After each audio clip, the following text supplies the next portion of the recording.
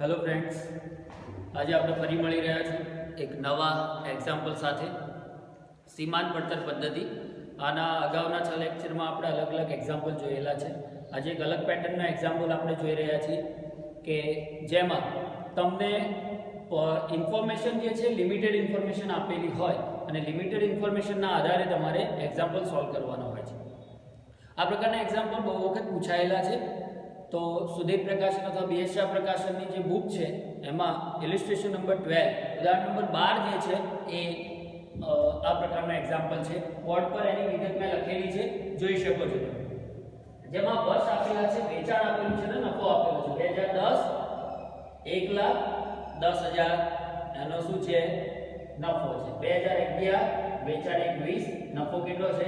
14,000 છે. એના પરથી તમારે વિગતો શોધવાની. પીવી ગુણોત્તર 90,000 અને 40,000 ના વેચાણ નફો, 20,000 ના નફા માટે જરૂરી વેચાણ, સ્થિર ખર્ચ અને સંતુલિત બિંદુ.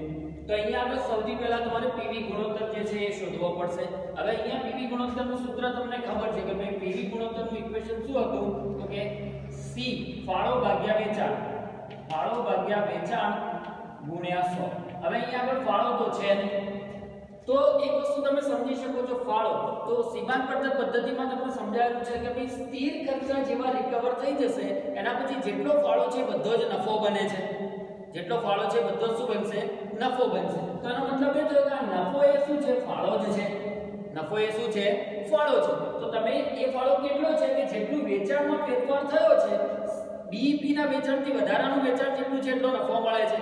તો અહીંયા આપણે શું થઈ રહ્યું છે? 1,20,000 નફો થયો તો સામે નફો કેટલો, સોરી વેચાણ 1,20,000 થયું તો સામે નફો કેટલો વધે છે? તો 10,000 થી 14,000 થાય છે. એટલે આનો મતલબ એ થયો કે અહીંયા 20,000 નું વેચાણ વધ્યું. આમાં હંમેશા તમારે નીચેની ઉપર માઇનસ બાદબાકી કરવાની, એટલે 11 માંથી 10 બાદ કરવાના. તો 1,20 માંથી 1,00,000 માઈનસ કરો એટલે 20,000 અહીંયા આવે છે. જ્યારે અહીંયા આગળ 14 - 10 એટલે 4,000 નો વધારો થયો. એનો મતલબ એ થયો કે 20,000 ના વેચાણે કેટલો ફાળો વધી રહ્યો છે? 4,000 ફાળો વધી રહ્યો છે. ક્લિયર? એટલે આ જે છે રકમનો ઉપયોગ કરીને તમે શું કરી શકો છો? પીવી ગુણોત્તર શોધી શકો છો. સમજાઈ રહ્યું છે? એટલે એ પ્રમાણે અહીં આપણે પહેલું જોઈએ પીવી ગુણોત્તર. તો શું આવશે? નફામાં ફેરફાર ભાગ્યા વેચાણમાં ફેરફાર ઇન્ટુ 100 100 વડે. તો હવે નફામાં ફેરફાર કેટલો થયો? 4,000 4,000 અને વેચાણમાં ફેરફાર કેટલો થાય છે? 20,000 ગુણ્યા 100. તો કેટલા હશે? જે છે આપણે જોઈએ 4,000 ભાગ્યા 20,000. તો 4,000 ભાગ્યા 20,000 ગુણ્યા 100 એટલે 20% આવશે. કેટલા આવશે? 20%. બરાબર? 4,000 ભાગ્યા 20,000. તો આ 20% જે છે નફામાં ફેરફાર. પીવી ગુણોત્તર કેટલો આવે છે? 20%.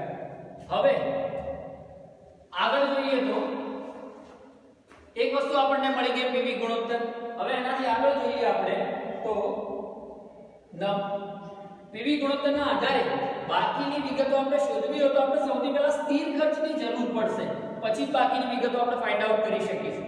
તો સ્થિર ખર્ચ માટે અહીંયા આગળ હવે કોઈ પણ એક વર્ષને લઈ લો, કાં તો 2010 ને કાં તો 2011 ને લઈ લો. અને કઈ રીતે આપણે સપોઝ 2011 ના વર્ષ 2010 ના વર્ષને લઈ રહ્યા છીએ. તો 2010 ના વર્ષમાં વેચાણ કેટલું છે? 2010 ના વર્ષમાં વેચાણ 1 લાખ. બરાબર? જેમાંથી તમે માઈનસ શું કરો છો? ચલિત બાદ કરો છો. ચલિત બાદ કરશો એટલે તમને શું મળશે? ફાળો મળશે. બરાબર? અને એમાંથી સ્થિર બાદ કરો છો એટલે તમને શું મળશે? સ્થિર ખર્ચ બાદ કરશો એટલે તમને નફો મળશે. બરાબર? તો આ નફો પણ છે આપણી પાસે. કેટલા છે? 10,000 નફો છે. બાકીની વિગત તમે શોધી શકો છો. કઈ રીતે? તો કે અહીંયા ફાળો એટલે કે પીવી ગુણોત્તરના ટકા જે છે એ ફાળો થવાનો છે. એટલે અહીંયા આગળ શું આવશે? ફાળો જે છે 1,00,000 ના કેટલા % આવશે? 20%. 1,00,000 ના 20% પ્રમાણે આપણે જોઈએ તો કેટલા આવશે? 20,000 જે છે શું થશે? આનો ફાળો થશે. 1,00,000 ના 20% એટલે 20,000. અને હવે આ ફાઇન્ડ આઉટ કરી શકાય. આ બંધ જે છે શું થશે? 20 માંથી સ્થિર ખર્ચ બાદ થાય એટલે નફો મળે. બરાબર? તો હવે સ્થિર ખર્ચ શોધવા હોય તો શું થશે? 20 માંથી નફો માઈનસ કરી દો એટલે સ્થિર ખર્ચ મળી જશે. તો સ્થિર ખર્ચ તમને કઈ રીતે મળશે? તો સ્થિર ખર્ચની ગણતરી આપણે એવું તો અહીંયા આગળ શો કરી શકીએ 20,000 માઈનસ 10,000 એટલે સ્થિર ખર્ચ કેટલા હશે? 10,000. આ તમે ફાઇન્ડ આઉટ કરી લીધા સ્થિર ખર્ચ. ઓકે, હવે બાકીની ઇન્ફોર્મેશન પ્રમાણે ગણતરી આપણે કરી શકીશું. તો નંબર 2, હવે નંબર 2 માં એને કહ્યું છે નફો શોધવાનો છે. નફો, બરાબર. એમાં કહ્યું 90,000 અને 40,000 ના વેચાણે નફો. તો અહીંયા આગળ આપણે જોઈએ 90,000 વેચાણ, અહીંયા 40,000 વેચાણ.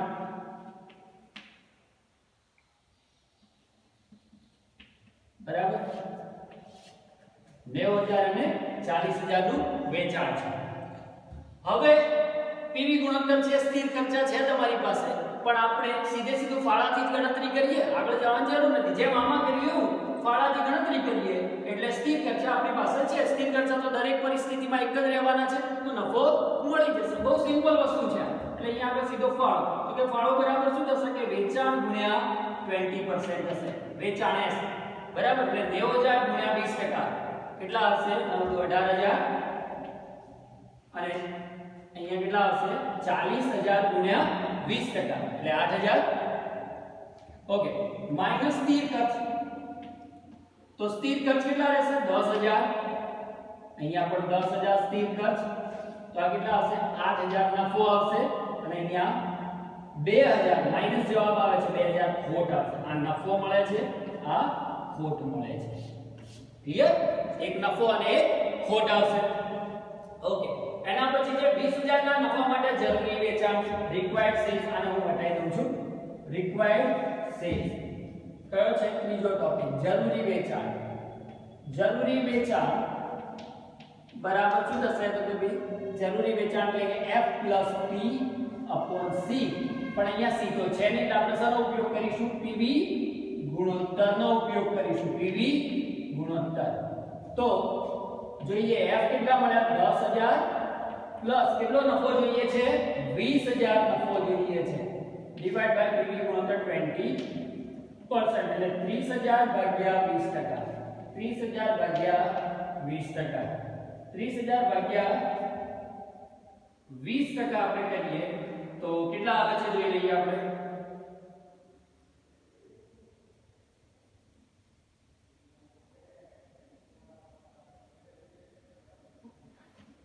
1,50,000, 1,50,000 રૂપિયાનું વેચાણ જોઈશે. કેટલું વેચાણ જોઈશે?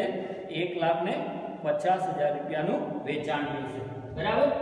એના પછી હવે ચોથો સ્થિર ખર્ચા. સ્થિર ખર્ચા ઓલરેડી આપણે ફાઇન્ડ આઉટ કરી દીધા, ખાલી લખી દઈએ. સ્થિર ખર્ચ ઓલરેડી આપણે ફાઇન્ડ આઉટ કરી દીધા. કેટલા આવે છે? 10,000. સ્થિર ખર્ચ 10,000. 10,000. એના પછી સમતૂર બિંદુ, તો B. સમતૂર બિંદુ એનું ઇક્વેશન શું આવશે? F/PV ગુણોત્તરનો ઉપયોગ કરીએ આપણે. તો F કેટલા છે? 10,000. સ્થિર ખર્ચા 10,000, PV ગુણોત્તર 20%. 10,000 ભાગ્યા 20% એટલે 50,000 આવશે. છતાં આપણે ચેક કરી લઈએ.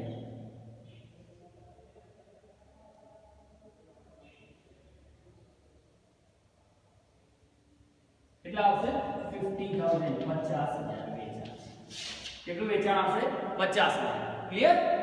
બહુ સિમ્પલ સરળ વસ્તુ છે. બધા જવાબો આપણને મળી ગયા છે. બરાબર. પીવી અને આ એક્ઝામ્પલમાં સૌથી પહેલા આ જ કરવાનું, પીવી ગુણોત્તર શોધી લેવાનું. ભલે એક્ઝામ્પલમાં માંગ્યો હોય કે ન માંગ્યો હોય, પણ ઇન્ફોર્મેશન આ રીતે આપેલી હોય, સમતૂર બિંદુ શોધવું હોય તો તમારે પીવી ગુણોત્તર શોધવો જ પડશે. પીવી ગુણોત્તર શોધ્યા પછી આ ટેબલ બનાવી લેવાનું. બેમાંથી કોઈ પણ એકને લઈ લેવાના, ધારી લેવાના. બેમાંથી કોઈ પણ એકની પૂરેપૂરું કોષ્ટક તૈયાર કરી લેવાનું. આમાં ચલિત ખર્ચ મળી જશે. 1,00,000 માઈનસ 20,000 કરો એટલે 80,000 ચલિત ખર્ચ મળી જશે, પણ આપણે જરૂર નથી આમાં. બરાબર. એટલે આપણે કર્યું નથી, પણ આ ટેબલ બનાવી લેવાનું એટલે એમાંથી તમને સ્થિર ખર્ચા મળી જશે. પછી સ્થિર ખર્ચ તમારી પાસે પીવી ગુણોત્તર હતા, બાકીની કોઈ પણ ઇન્ફોર્મેશન ફાઇન્ડ આઉટ કરી શકશો. ક્લિયર? તો આ પ્રકારના એક્ઝામ્પલ બુકમાં આપેલા છે, જે તમારે વધારે જોવાના. ઓકે, ચલો તો મળીશું ફરી પાછા આવતા લેક્ચરમાં. Thank you.